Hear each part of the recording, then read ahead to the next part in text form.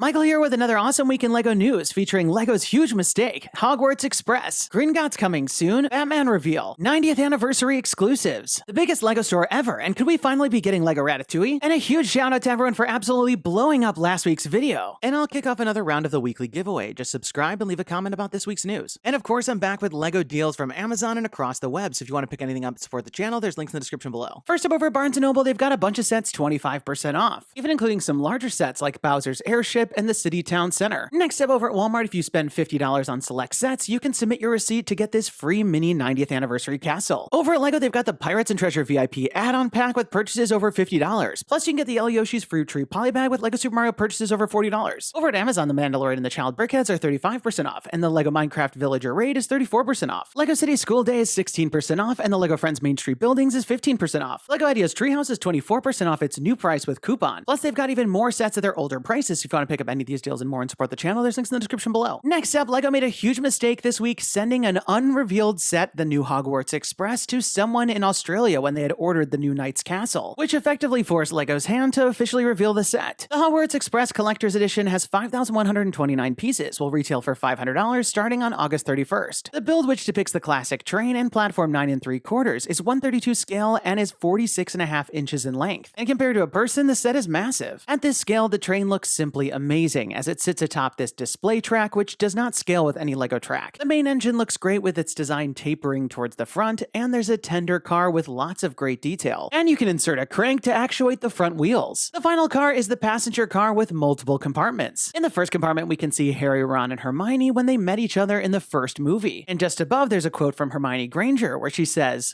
"Has anyone seen a toad?" The second compartment features a scene from Prisoner of Azkaban where we can see the main three and Professor Lupin being attacked by the Dementor. And this one features a quote from Ron where he says, "Nothing. Someone's coming along." The final scene from Half-Blood Prince depicts Luna fighting Harry after his altercation with Draco, where she says, Experts.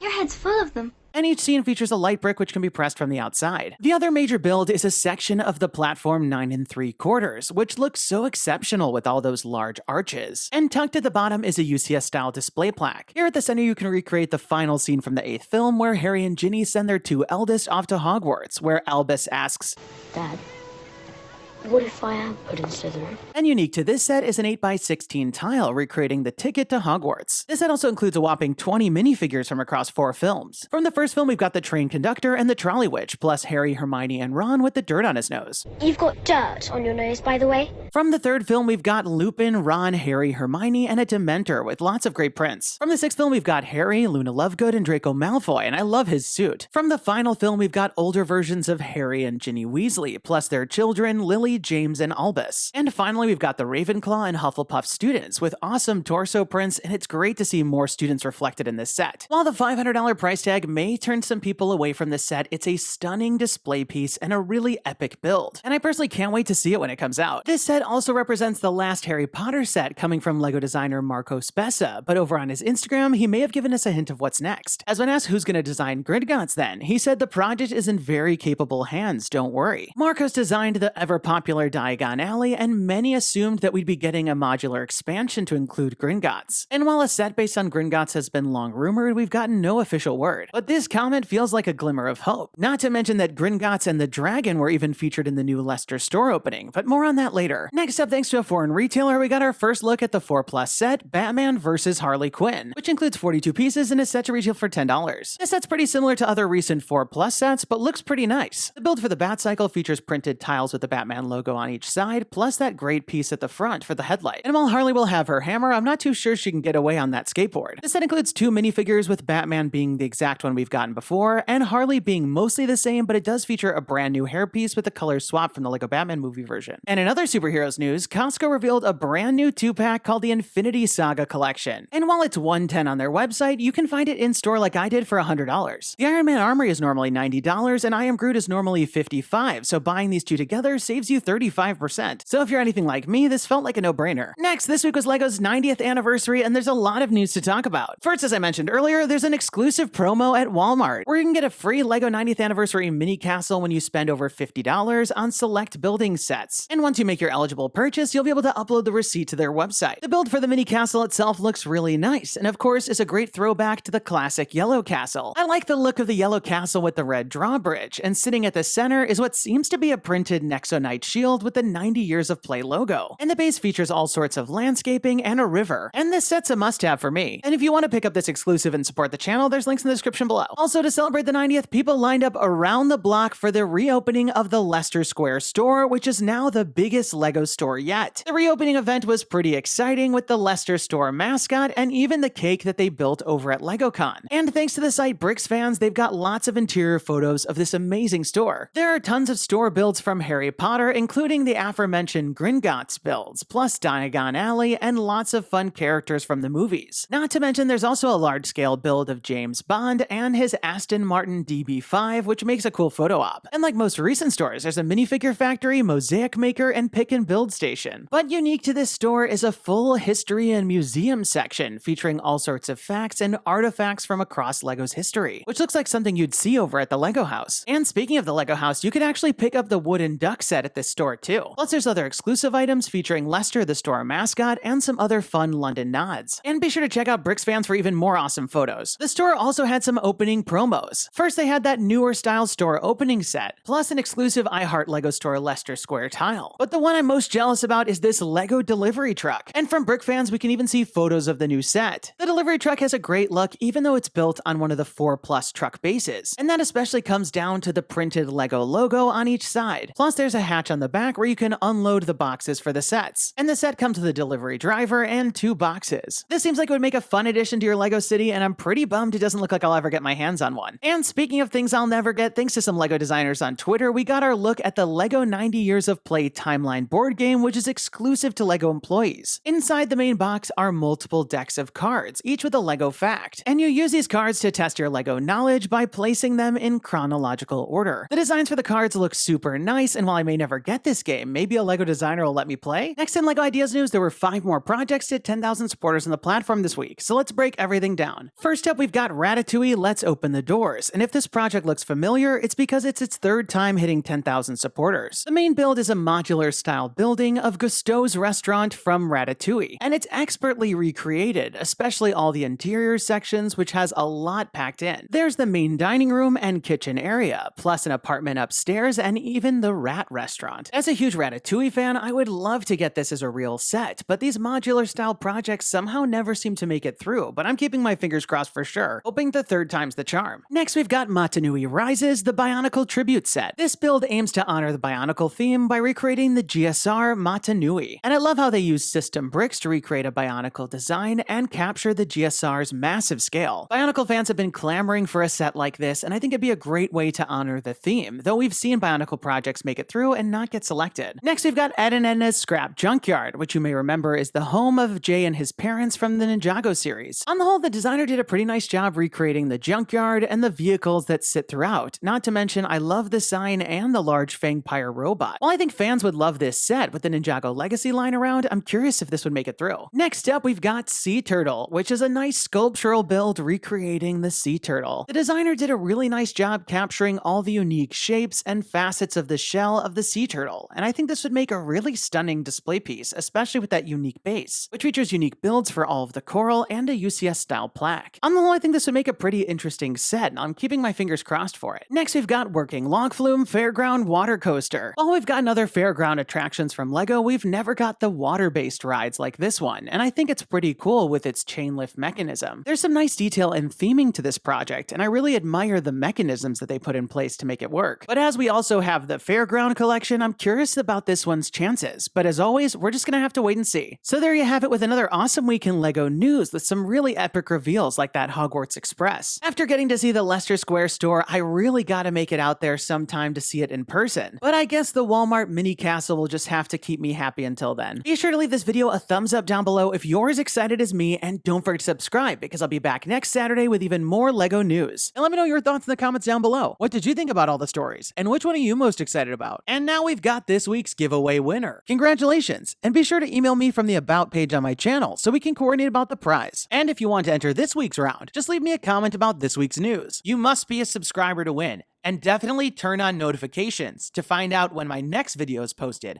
because I'll be announcing the winners at the end of some of the videos. That's all the time we've got for today. Thanks, and have a good one! Hey, Michael here, clicking to watch last week's video featuring holiday exclusives, Garfield, new LEGO movie, and so much more. And don't forget to subscribe.